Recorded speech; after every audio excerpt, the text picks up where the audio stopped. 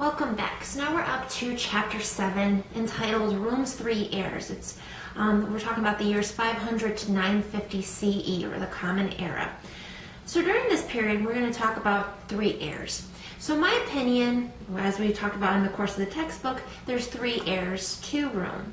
So in my opinion, the three heirs pretty much are the establishment of the Byzantine Empire, or the Eastern Roman Empire, the establishment of Islam as a monotheistic religion, and of course we have the invasions of different barbaric tribes. So in my opinion, those are the three heirs that we're going to talk about that are going to have a strong effect on Rome. In the first half of the empire that we're going to talk about is Justinian and the Roman Empire. So significantly different than most of his predecessors, Justinian actually noticed that there was a lot of problems going on internally. And he knew that the only way to rectify them was to actually codify Roman law. So what codify Roman law means is that he's actually going to hire all the lawyers, hire all the necessary groups that he needs to actually put into place a solid law code. But the problem is that it's going to be up to interpretation. So what I mean by up to interpretation is it going to be treated the same way for those that are patricians or those people that are wealthy? Or how about those people that are plebs or just common citizens? Is the law code going to be interpreted the same for both of them or not? That's what I mean by interpretation. And of course, with Justinian, we're also going to talk about the different types of wars that was fought with him, and then of course the expansion and reconquest as well. So kind of note the size of the Roman Empire, how bigger it's getting, and those types of things. With the Byzantine Empire, it's also known as the eastern half of the Roman Empire, or the Eastern Roman Empire. Once again, capital is Constantinople, significantly different than that of the Western Roman Empire, specifically because of the religion that it practiced. The Byzantine Empire practices the Orthodox religion, or Roman Orthodox Christianity, significantly different than that of the regular Christianity with having a pope and so on that the Western half practices.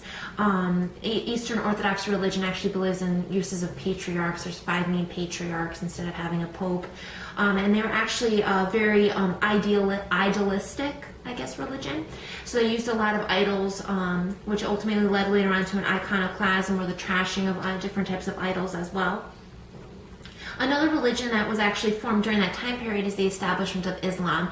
Islam was a monotheistic religion, so the belief in one God, in this case Allah, founded by Muhammad, and of course later on the text of the Quran was actually written by Muhammad's followers that actually wrote everything down, all of his sayings, all of his ideas, and so on into this text. One thing that I want you to know about Islam is the fact that it was united as one in the beginning, and later on it's actually going to divide into two. So you have the split between the Sunni and the Shia. So the Sunni and the Shia are going to be significantly different. So when you're reading the textbook, look at both of them.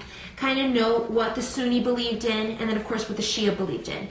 Which ruler or which follower of Muhammad did the Sunni believe in, and which ones did the Shia believe in? Who believed in Abu Bakr? Who believed in other rulers? And so on. So look at that. And another thing to note is that the Sunni actually made up approximately about 90% of today's modern day Muslim society. The other 10% is pretty much broken up about the Shia and other different minor sects of the Muslim religion. Another thing that I wanted to talk about is the establishment of various barbarian tribes. So there's going to be different types of barbarian tribes that are going to be moving in during this time period. So of course the most predominant one is going to be the Vikings. The Vikings were also known as Norsemen or Northmen, and they actually settled from Scandinavia and moved down south. Of course, they're going to, pillage, loot, steal. Some people actually believe that they could actually buy off the Vikings, which in that case actually happened quite a bit, where they would actually pay the Vikings in gold instead of having their people be hurt or be affected by the Vikings as they were invading. So they actually had to keep an eye on that.